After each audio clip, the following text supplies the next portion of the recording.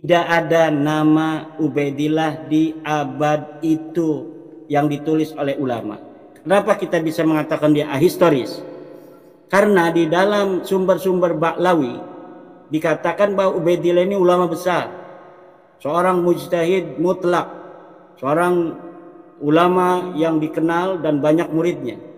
Tapi ketika kita konfirmasi di dalam kitab-kitab yang ada di masa hidup Ubaidillah, di mana ia dikatakan wafat 383 Hijriah, tidak ada satu kitab sejarah pun yang mengutip namanya, yang menyebut namanya.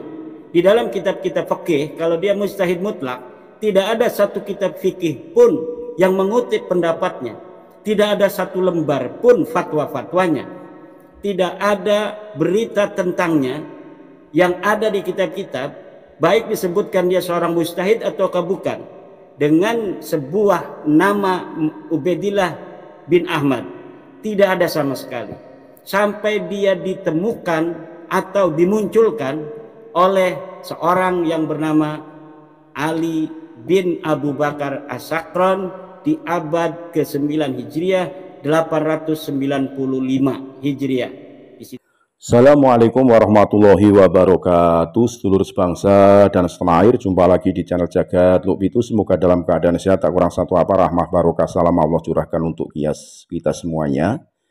Kiai Haji Ali Badri menceritakan terkait awal mula kejadian polemik nasab dan beberapa hal terkait dengan geger antara pribumi dan Pak Alawi. Beliau juga tidak menampik apa yang disampaikan oleh Kiai Haji Maduddin Utsman Al-Bantani dan menyatakan betul adanya bahwa Imam Ubaidillah Faqih Muqaddam tidak tercatat kealiman beliau dalam manuskrip sejarah maupun kitab nasab, dan bahkan dari Bani Pak Alawi sendiri menyatakan betul sebagai seorang muslim biasa saja. Disampaikan hal itu dengan terang benderang. Kiai Ali Badri juga menyatakan awal mula geger antara pribumi dan Pak Alawi berawal dari seorang marga Pak Abud yang diperistri oleh seorang sultan yang berkudeta. Yang kedua, masalah terkait dengan geger Cilegon, yang mana Habib Utsman bin Yahya memberikan fatwa yang mengharamkan perjuangan pribumi, sehingga kiai-kiai thariqah, mursid-mursid Banten banyak yang menjadi korban atas kekejian Belanda atas fatwa Habib Utsman bin Yahya. Yang selanjutnya, bahwa ada fatwa yang menyatakan bahwa Syarifah tidak boleh menikah dengan pribumi, diharamkan.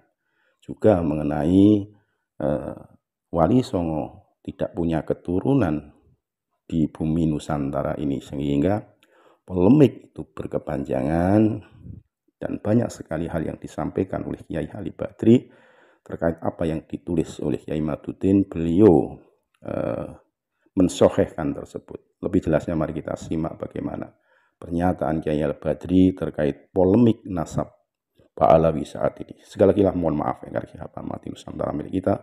Assalamualaikum warahmatullahi wabarakatuh. Baik, ini polemik nasab itu sampai sejauh ini masih terus seperti itu, Pak Kiai. Tapi mungkin kita kembali lagi kepada tema yang selanjutnya, bahwa sejak kapan bahwa polemik Alawi itu muncul di Indonesia. Mungkin Pak Kiai, di buku ini saya mencoba bahwa pada abad ke-18 ada oknum Alawi menyusup ke keraton Banten lain sebagainya. Mungkin sepengetahuan Pak Kiai seperti apa, Pak Kiai? Silakan.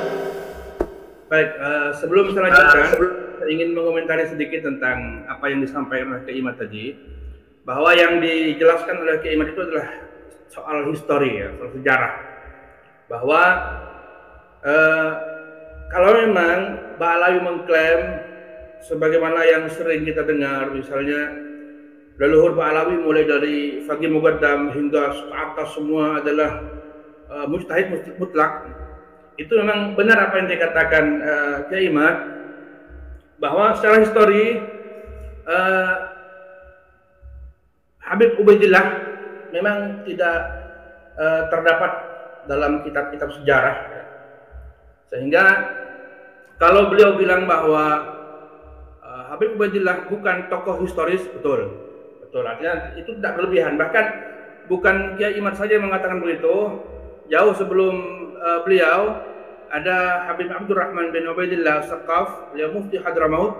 Beliau mengkritisi pernyataan-pernyataan yang beredar di kalangan Ba'alawi bahwa leluhur Ba'alawi semuanya adalah mujtahid mutlak, di mana kata beliau, beliau tidak menemukan data itu, tidak menemukan data bahwa semua leluhur Ba'alawi mulai dari Faqih Muqaddam hingga ke atas itu adalah mujtahid mutlak. Bahkan kata beliau hanya ulama biasa saja. Artinya untuk gelar imam saja dianggap tidak memenuhi syarat lah.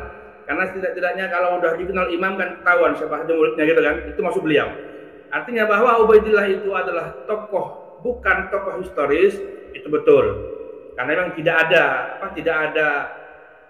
kitab-kitab tarajim atau tabaqat yang menyebutkan nama beliau, bahkan apalagi menyebutkan kiprah beliau di dunia keilmuan. Karena Pak Yusuf, di dunia Islam itu di setiap zaman para ulama selalu menulis nama ulama di zaman mereka. Minimal menyebutlah bahwa ada nama fulan terkenal alim misalkan. Bahkan banyak yang ada menyebutkan biografi lebih lengkap. Dan betul kata Kiai Imad bahwa nama Ubaidillah tidak ada dalam kitab-kitab sejarah, termasuk kitab nasab.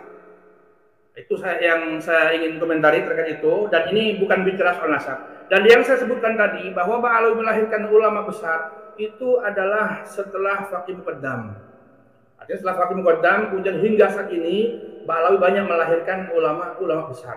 Jadi nggak ada kaitannya, yang penjelasan saya tadi nggak ada kaitannya dengan status kehistorisan Habib Ubaidillah dan nasab beliau. Baik, kemudian yang antum tanyakan, sejak kapan Ba'alawi berkonflik? Ya mungkin kalau yang saya tahu berdasarkan sejarah yang beredar turun-temurun di Banten, memang Ba'alawi punya konflik dengan pribumi ya, dengan pribumi waktu itu, seperti yang tadi Pak Yusuf katakan, yaitu berawal dari abad 18 ya, 18, di mana ada salah satu keluarga Ba'alawi, yaitu keluarga Ba'bud, dan masuk ke keraton Banten, hingga kemudian ada perempuan dari keluarga Ba'bud ini menikah dengan sultan, menjadi ratu, di mana kemudian ratu ini mengkudeta sultan. Dan tentu saja keluarga ini tidak mungkin dengan sendirinya bisa masuk ke kesultanan, apalagi dengan sendirinya kemudian menghimpun kekuatan untuk mengkudeta. Dan saya yakin ini adalah bagian dari skenario dari Belanda. Artinya Belanda memanfaatkan keluarga ini untuk kemudian mengkudeta Sultan Banten. Dan itulah yang tercatat dan diceritakan turun-temurun hingga sekarang. Dan saya lihat ini adalah konflik pertama yang pernah terjadi antara Ba'alawi dengan pribumi, khususnya ketika itu pribumi Banten. Nah, kemudian ada juga konflik berikutnya yang tercatat dalam sejarah, yaitu konflik Ba'alawi terkait dengan Geger Cilegon. Geger Cilegon itu kan ceritanya para ulama, para kiai, ahli tasawuf, ahli tarekat sudah mempersiapkan untuk melawan Belanda. Namun kemudian Habib Utsman bin Yahya mengeluarkan fatwa bahwa mereka itu adalah pemberontak. Artinya beliau melarang upaya para kiai Banten untuk melawan Belanda, dan ini yang diingat oleh orang-orang Banten dari Ba'alawi. Ini konflik yang kedua. Walaupun kemudian ada perdebatan lah antara habaib sekarang membela Habib Utsman bin Yahya, namun faktanya, terlepas perdebatan itu nanti siapa yang menang, faktanya sampai sekarang orang Banten ingat itu, bahwa Habib Utsman bin Yahya itu telah melukai perasaan Kiai Banten, bahkan fatwa Agus Man mengakibatkan hal yang sangat tidak menyenangkan, di mana para prajurit Banten kemudian ada yang dibunuh, ada yang dibuang, ada yang disiksa dan sebagainya. Ini adalah konflik kedua antara keluarga Ba'alawi dengan pribumi khususnya Banten, di mana saya kemudian melihat ini sekarang ini konflik sekarang ini dimulai dengan Kiai Imad yang asal Banten ya. Jadi rupanya memang dari awal memang dengan Banten, sehingga Banten pun yang mulai ya. Walaupun sekarang kemudian dari luar Banten juga ikut-ikutan dan mereka merasa ini bukan urusan Banten, ini bukan hanya masalah Banten, tapi ini masalah semua bangsa Indonesia. Tapi tidak bisa kita pungkiri bahwa konflik ini memang konflik antara Ba'alawi dengan pribumi, itu bermula antara Ba'alawi dengan orang Banten. Itu yang kedua. Kemudian yang ketiga, dulu orang-orang Banten, walaupun tidak semuanya, khususnya dari keluarga Kesultanan Banten, dulu pernah bersama saya mendirikan perhimpunan keluarga Wali Songo. Di mana ketika itu keluarga Wali Songo masih disepakati sebagai Asmat Khan Ba'alawi, bagian dari Ba'alawi. Sehingga ketika muncul satu perhimpunan ini, di mana tujuannya sebetulnya hanya untuk internal keluarga, untuk silaturahim dan untuk sosialisasi manhaj dakwah Wali Songo, kemudian muncul juga di media, maka ketika itu banyak Ba'alawi yang menyerang kami, menghina kami dan sebagainya. Singkat saja saya jelaskan bahwa itu juga merupakan bagian konflik yang merupakan kelanjutan lah, macam serial, seri ketiga, konflik seri ketiga antara Ba'alawi dan orang Banten. Di mana ketika orang Banten muncul, ketika bersama saya untuk menyatukan keluarga Wali Songo, dan kemudian kami ketika itu sepakat menerima dengan versi Ba'alawi bahwa Wali Songo, bahwa Syekh Jubaidul Kubra itu adalah Ba'alawi dari marga Ahmad Khan. Namun pada akhirnya mereka justru bersikap kurang baik, dan tentunya ini juga membekas di hati orang Banten, khususnya para Tubagus, bahwa mereka sekian belas tahun disakiti oleh Ba'alawi gitu kan. Sehingga ini merupakan rentetan dari sekian konflik antara Ba'alawi dengan orang Banten. Dan kemudian konflik yang ketiga tadi kemudian meledak begitu muncul di media. Habib Bahar mengatakan bahwa Wali Songo tidak punya keturunan. Sebetulnya narasi Habib Bahar sudah lama sering diucapkan oleh oknum-oknum Ba'alawi. Hanya meledaknya ketika Habib Bahar. Dan itulah kemudian yang kemudian orang-orang yang selama ini saya lihat sudah menahan rasa jengkel mungkin. Mereka punya panggung sekarang ini untuk semacam balik mempertanyakan nasab Ba'alawi. Dan sebetulnya persyaratan yang diajukan oleh Kiai Imad itu bahwa harus ada kitab zaman, harus ada manuskrip zaman. Sebetulnya jauh sebelum Kiai Imad mengajukan itu, sebetulnya Maktab Daimi Rabita Alawiyah sudah mengajukan itu duluan kepada keluarga Wali Songo. Artinya Wali Songo dipermasalahkan nasabnya ke bawah, dipersulit untuk menerima atau mengakui, yaitu dengan cara harus ada kitab zaman. Harus ada kitab, harus ada manuskrip. Bahkan ada yang bilang harus ada saksi bahwa kamu anak siapa, ayahmu anak siapa, ayah kakekmu anak siapa. Dan sekarang karena saksinya sudah pada mati semua, sudah nggak bisa. Itu syarat-syarat seperti ini, ketat seperti ini sebetulnya diajukan lebih dulu oleh kalangan mereka sebelum Kiai Imad. Dan Kiai Imad, saya bilang Kiai Imad hanya niru saja gitu kan.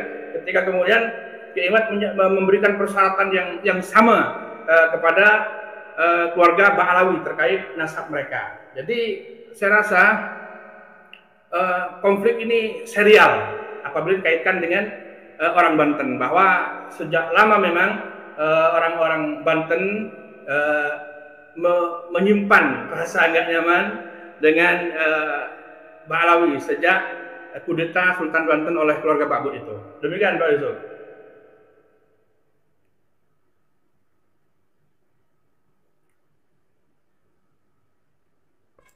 Ya baik Pak Kiai, cukup ini Ibannya. Ada beberapa hal ya yang saya lihat persoalan ketika di buku Anda ini abad ke-18.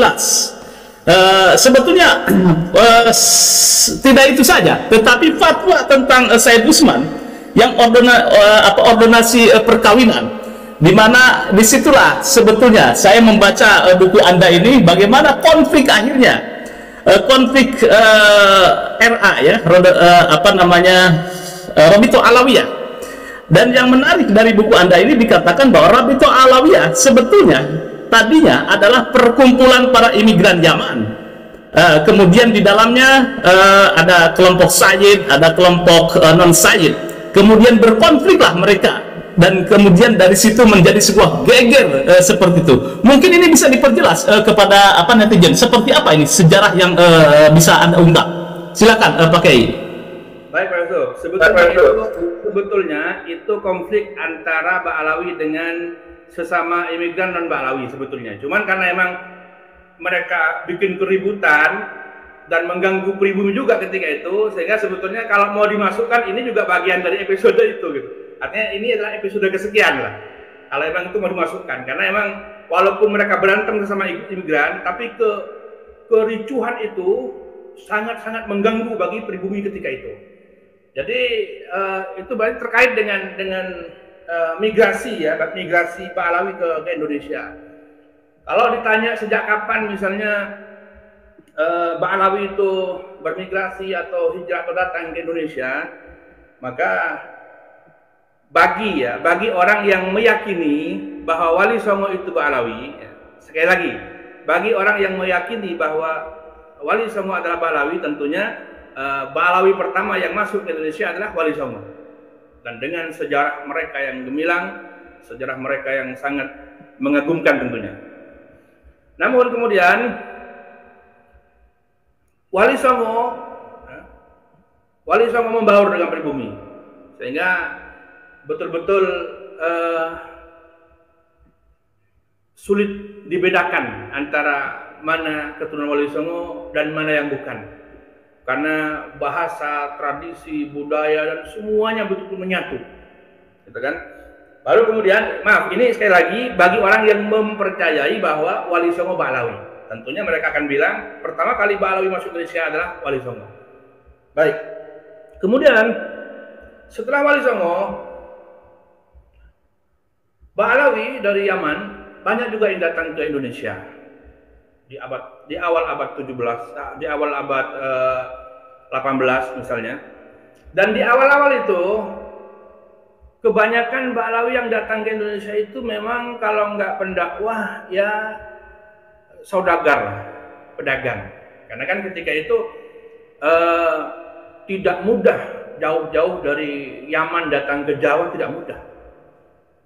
Yang berani dan bisa melakukan itu hanya orang-orang hebat. Bahkan ulama pun kalau ulama nggak punya duit juga nggak bisa melakukan perjalanan sejauh itu, gitu kan.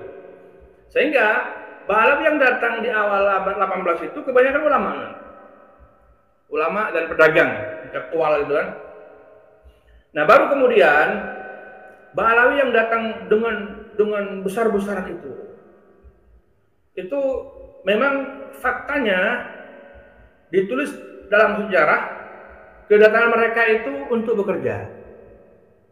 Bahwa di Yaman kesulitan cari makan, cari kerjaan gitu kan. Sementara keluarga Ba'alawi khususnya karena yang merantau ke Jawa, yang datang ke Jawa untuk bekerja bukan hanya Ba'alawi, semua Ba'alawi dan non Ba'alawi ketika itu datang ke Jawa untuk bekerja. Tapi khusus Ba'alawi dikatakan oleh ahli sejarah Ba'alawi sendiri di Yaman bahwa yang membuat Ba'alawi itu besar-besaran hijrah ke Jawa itu karena mereka sulit mendapatkan lapangan kerja, sulit mencari pekerjaan. Sementara populasi keluarga Ba'alawi semakin besar, semakin banyak keluarga Ba'alawi dan semakin sedikit lapangan kerja, sehingga Jawa adalah tujuan yang sangat menarik untuk mendapatkan pekerjaan.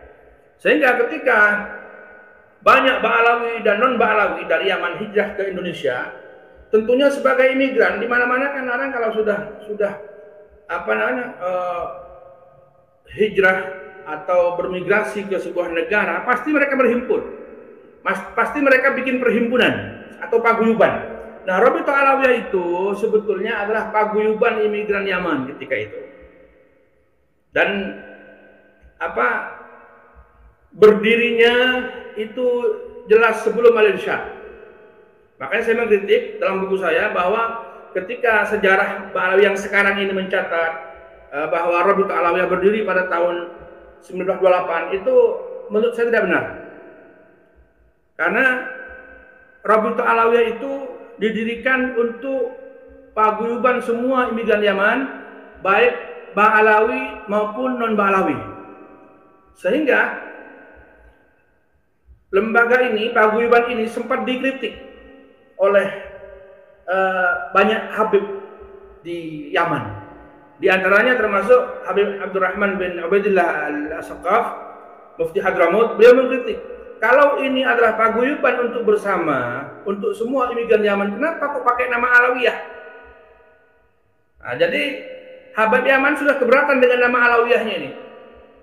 Kata Habib Abdurrahman bin Ubaidillah, saya awalnya tertarik, suka sekali dengan Rabithah Alawiyah, karena Rabithah Alawiyah ini bisa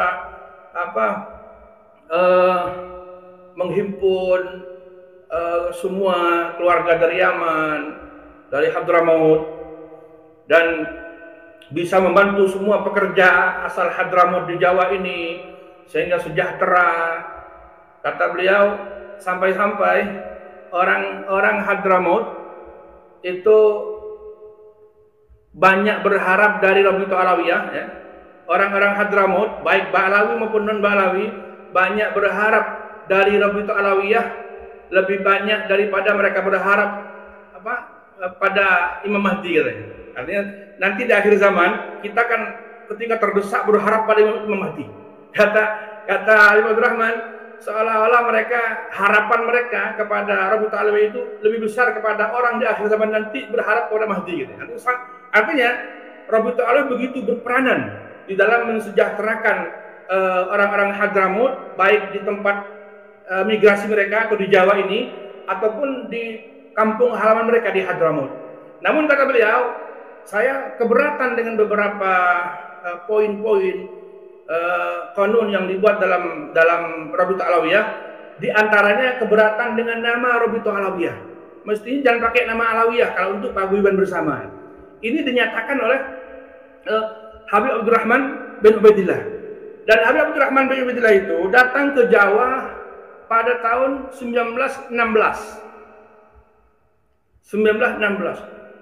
Dalam catatan beliau yang masih berupa manuskrip, beliau banyak menyebut kalimat Rabithah Alawiyah, Rabithah Alawiyah. Beliau mendamaikan Rabithah Alawiyah, mau mendamaikan Rabithah Alawiyah dengan Al-Irsyad. Artinya sudah jelas di tahun itu, di tahun 1916, Rabithah Alawiyah itu sudah ada. Bahkan Al-Irsyad berdiri tahun 1914. Dan Rabithah Alawiyah itu berdiri sebelum Al-Irsyad. Justru Al-Irsyad berdiri itu Syekh Surkati mendirikan Al-Irsyad, ya, menyarankan agar Arab-Arab yang lain membuat Al-Irsyad karena Syekh Surkati melihat ada kesenjangan antara Ba'alawi dengan Arab yang biasa itu ketika mereka membuat sekolah, yaitu sekolah Jamiat Khair. Jamiat Khair itu didirikan oleh mereka, namun terkesan seperti didominasi oleh Ba'alawi, sehingga orang-orang Arab yang bukan Ba'alawi mereka nggak suka sekolah di Jamiat Khair. Nah, ketika Syekh Surkati melihat itu, beliau berusul, gimana kalau kalian bikin sekolah sendiri? Maka membuatlah Al-Irsyad. Sehingga Al-Irsyad itu awalnya lembaga pendidikan saja, bukan paguyuban. Cuman ketika kemudian pihak Ba'alawi dan non-Ba'alawi itu kemudian bentrok dan mereka memisah, maka kemudian seolah-olah Al-Irsyad itu adalah paguyuban non-Ba'alawi, Rabithah Alawiyah adalah paguyuban Ba'alawi. Padahal awalnya Rabithah Alawiyah itu adalah paguyuban bersama. Itulah.